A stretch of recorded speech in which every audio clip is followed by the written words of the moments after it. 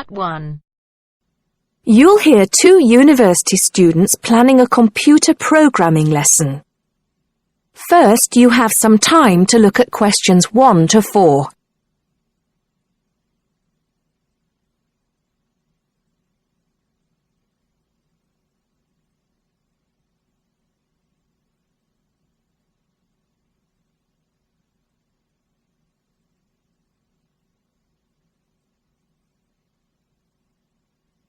Now listen carefully and answer questions 1 to 4.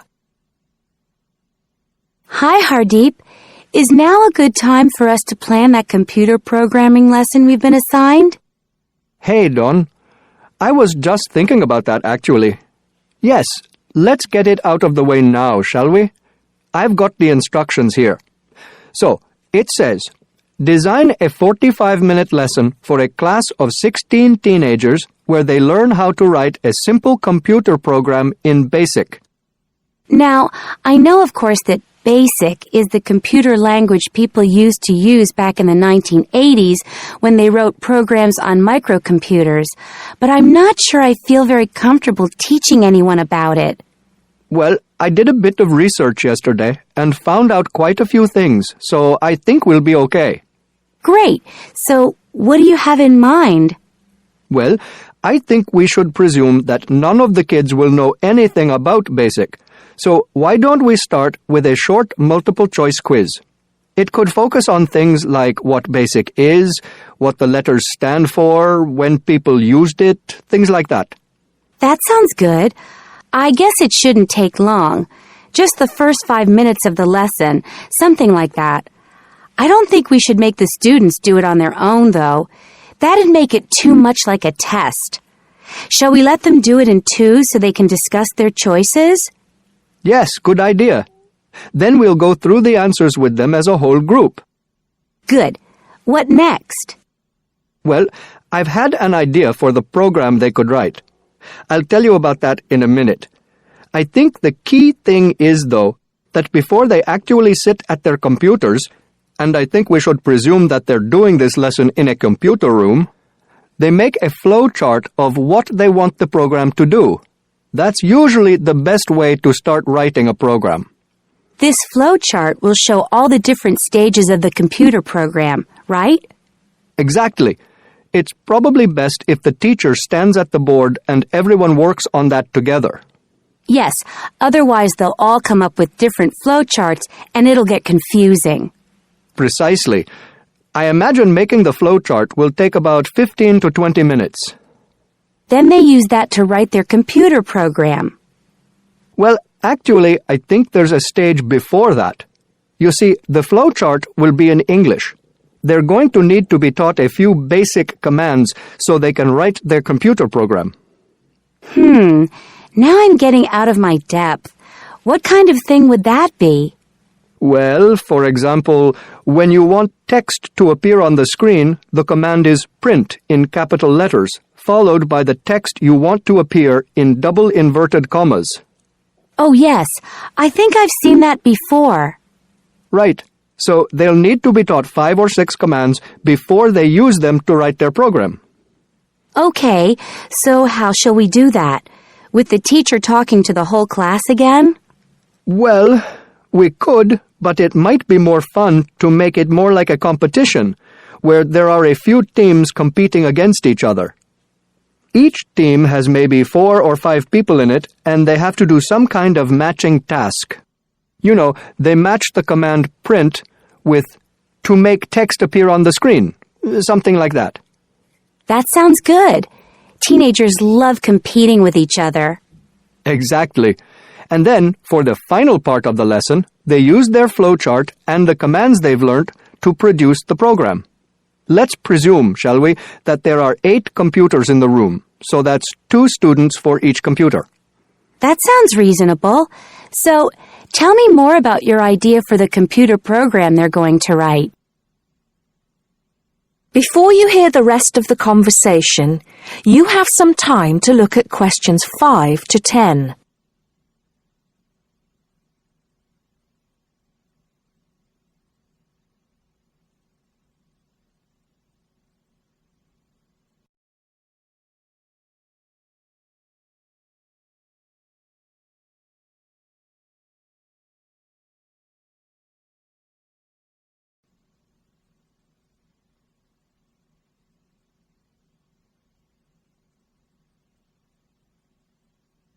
Now listen and answer questions 5 to 10. Okay, so it's a very simple program. I've actually written it down here so we can go through it together. Okay, so the first line says 10 CLS. What on earth does that mean? Well, every line of a basic computer program starts with a number. They usually go up in tens, so the first line is 10, the second 20, and so on. And CLS is the command we use in BASIC to clear the screen. Oh, I see. So that's just telling the computer to start with a blank screen. Exactly. Then we move on to the next line. So this one says 20, print, guess a number between 1 and 10. Right, I see. That appears on the screen. It's not that difficult, is it, when you get the hang of it? Let's see if I can work out the next one. 30, input I. Oh, not sure about that. Well, all that's saying is that the person playing types in a number. Input is the basic command for type in, and I just means any number you like. Oh, okay. Then what happens next depends on what the number is. So we've got 40 if I is less than 1, or if I is greater than 10. Then print. Bad choice. Right. So if they type, say, 0 or 11, that appears on the screen. Exactly.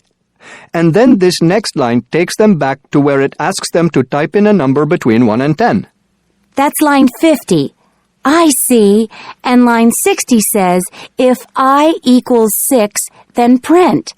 Correct. Ah, okay. So if they've typed 6, they've got it right. And if they haven't typed 6, which is the next line, then try again comes up on the screen, and that takes them back to where they choose another number. It's clever. Well done.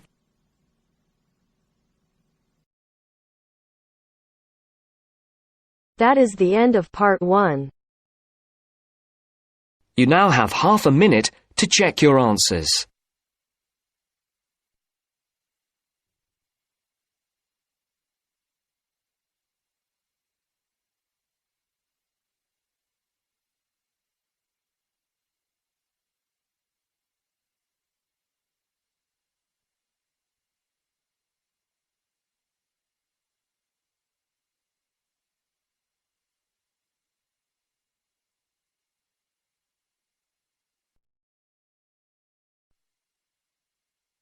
Now turns to part 2. Part 2. You will hear 2 first-year engineering students discussing their project on devices which have been specially designed for use in developing countries.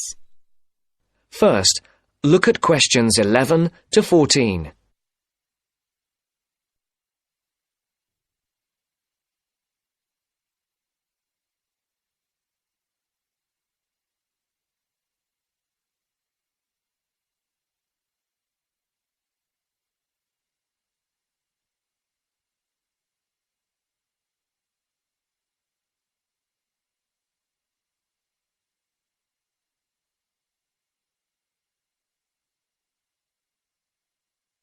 Listen carefully and decide which 4 planned developments are mentioned.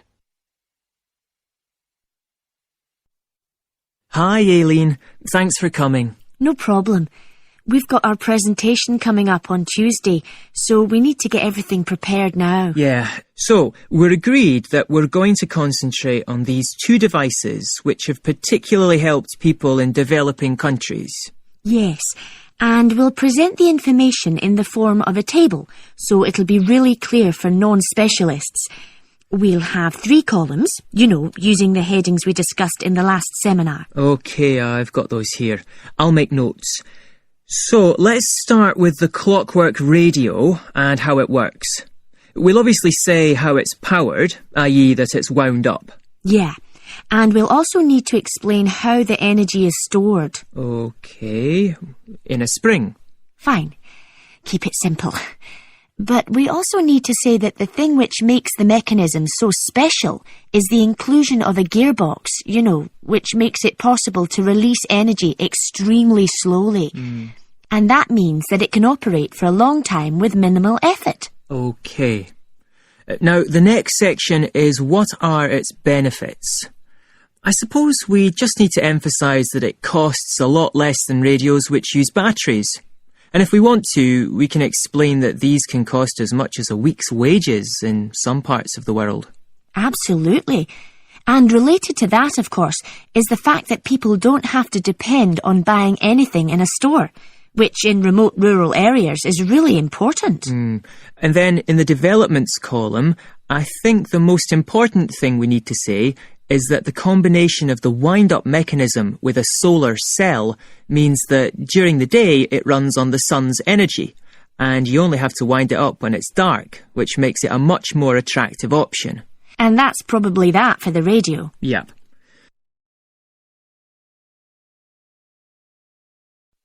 Before the broadcast continues, look at questions 15 to 20.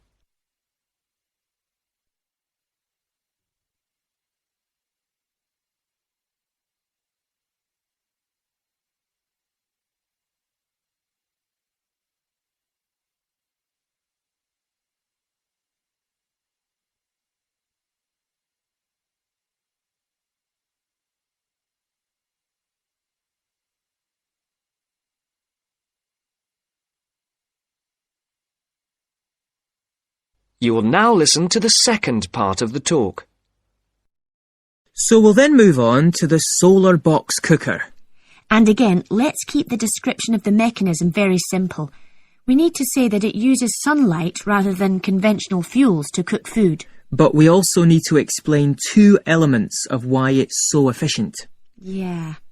The fact that sun's rays enter through a plastic cover. Better call it a lid. I thought it was made of glass. Not according to my research. Okay.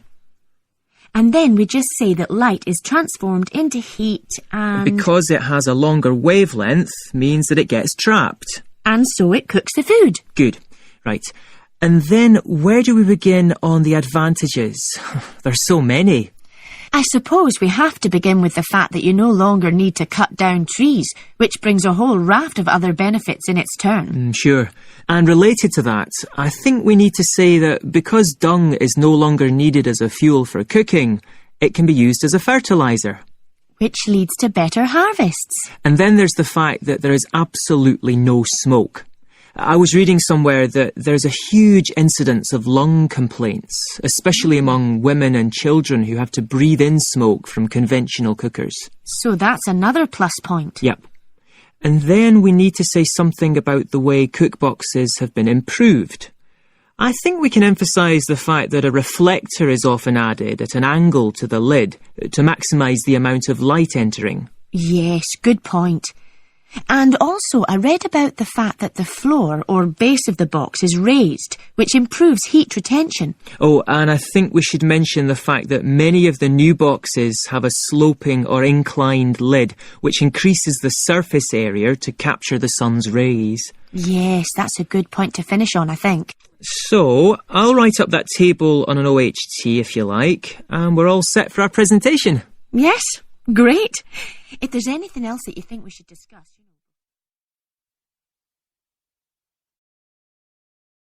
That is the end of part 2. You now have half a minute to check your answers.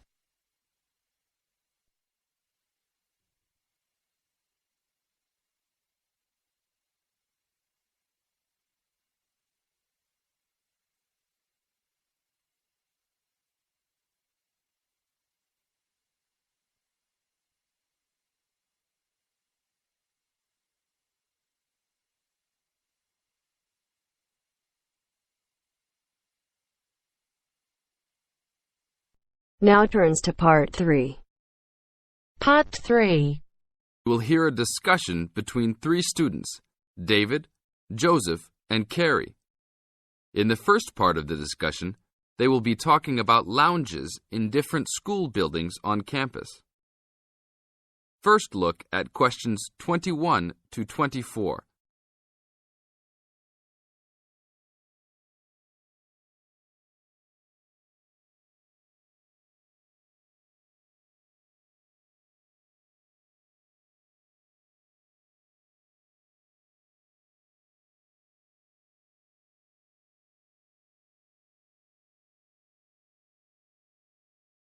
Now listen to the first part of the discussion and answer questions 21 to 24.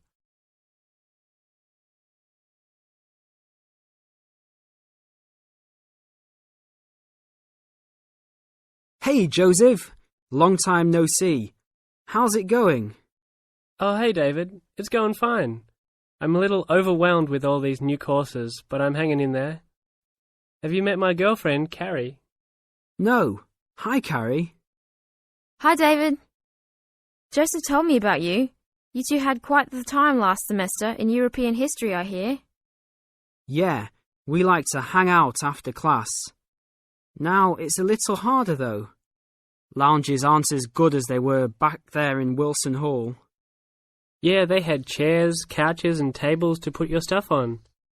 And that lounge was full. There must have been 25 seats in there. Really? The lounge in Jones Hall, where I have my communications course, only has about 10 chairs. It's awful.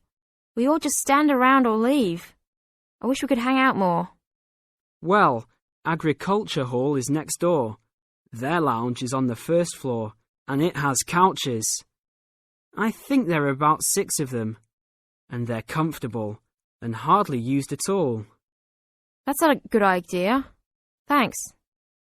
But don't go to lounge at Skidmore Hall. I don't even know why they call it a lounge. It's just 4 chairs in the corner of the main walkway. In the second part of the discussion, David, Joseph, and Carrie continue talking about conducting a survey. Before you hear the rest of the talk, you have some time to look at questions 25 to 30.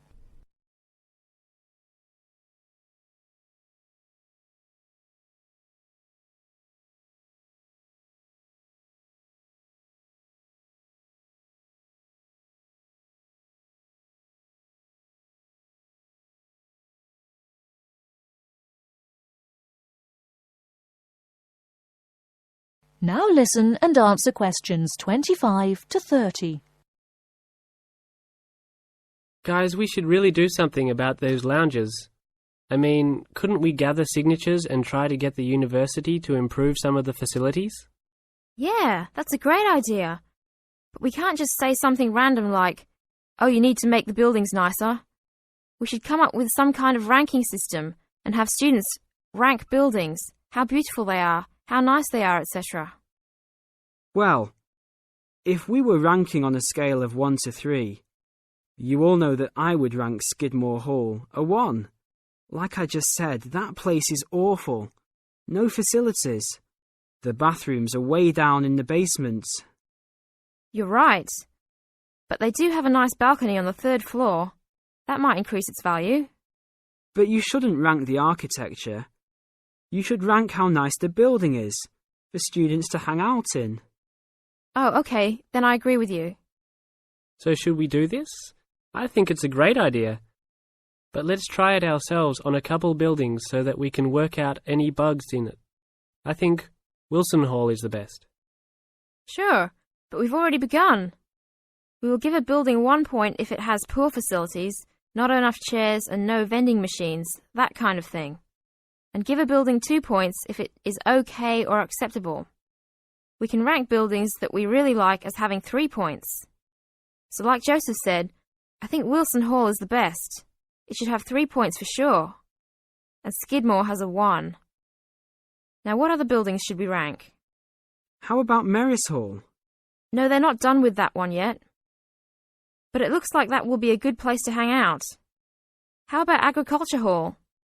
You said something about that hall a bit earlier. Oh yeah, they have that lounge with couches that no one uses. But that might indicate that people don't hang out there for other reasons. They don't have any drink machines. That's why I never go there.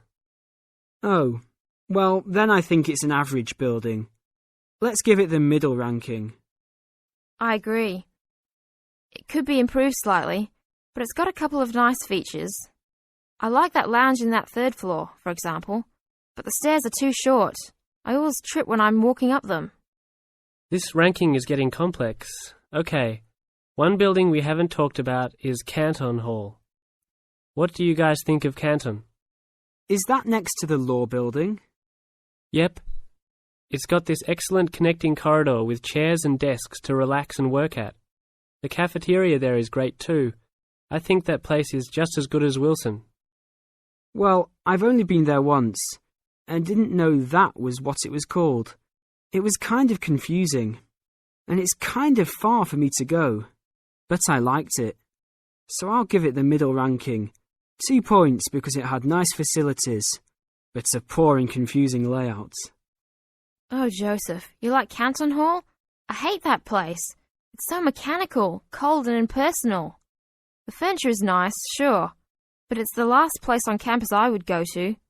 I give it a 1. Interesting. Well, let's write this little survey up and start passing it around. I don't have time to type it up. Can you? Sure. I'll do it after my biology class. Should we meet up at Wilson tonight around 8? Sure. No problem. We'll see you then.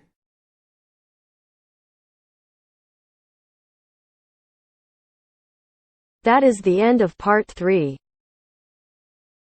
You now have half a minute to check your answers.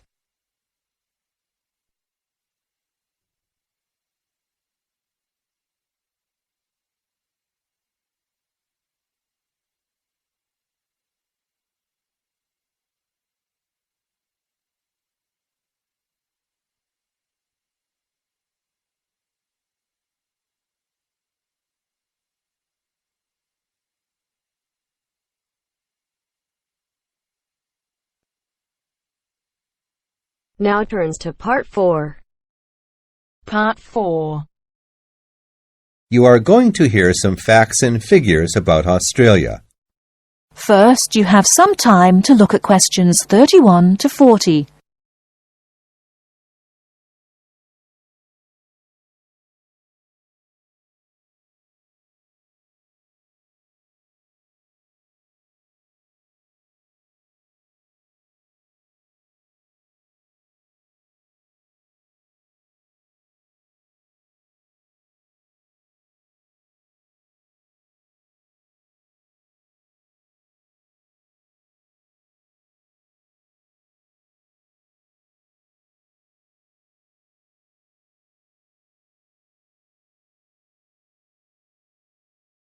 Now listen carefully and answer questions 31 to 40.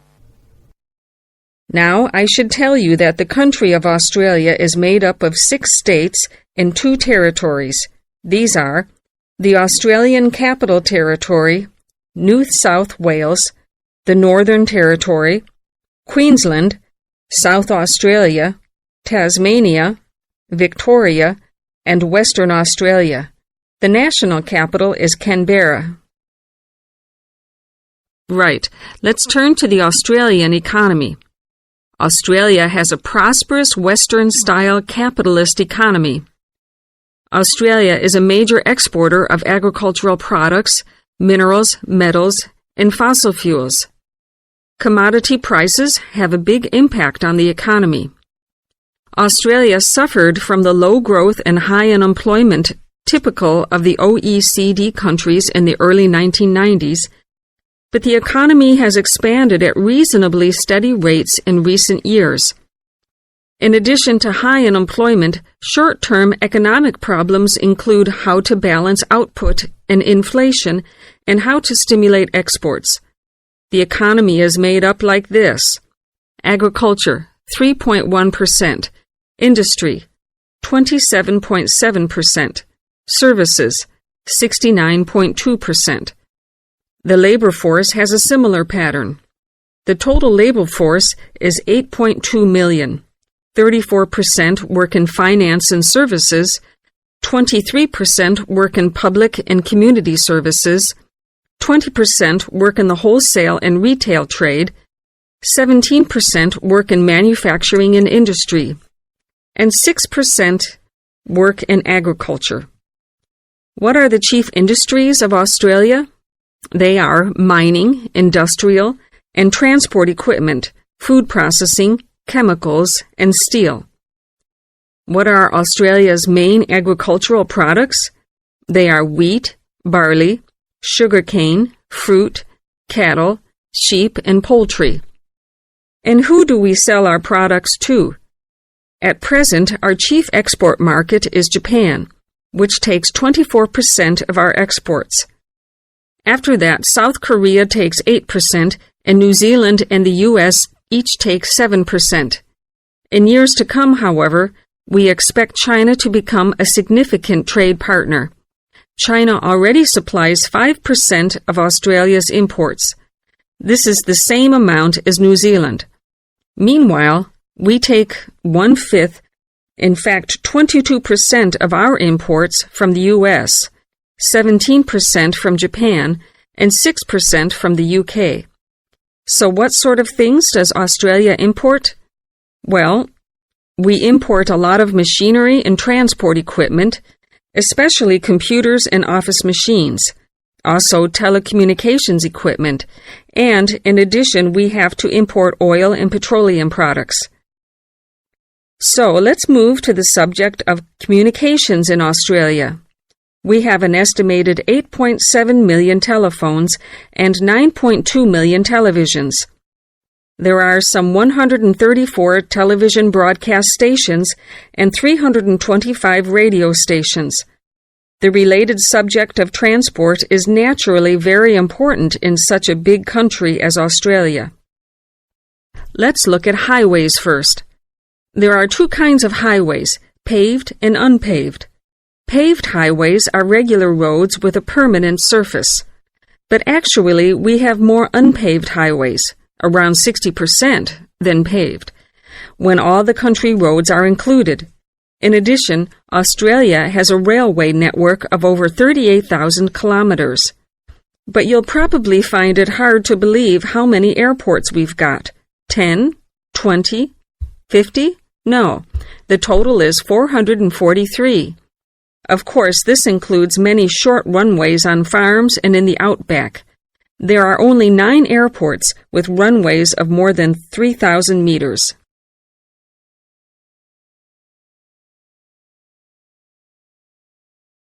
That is the end of part 4. You now have half a minute to check your answers.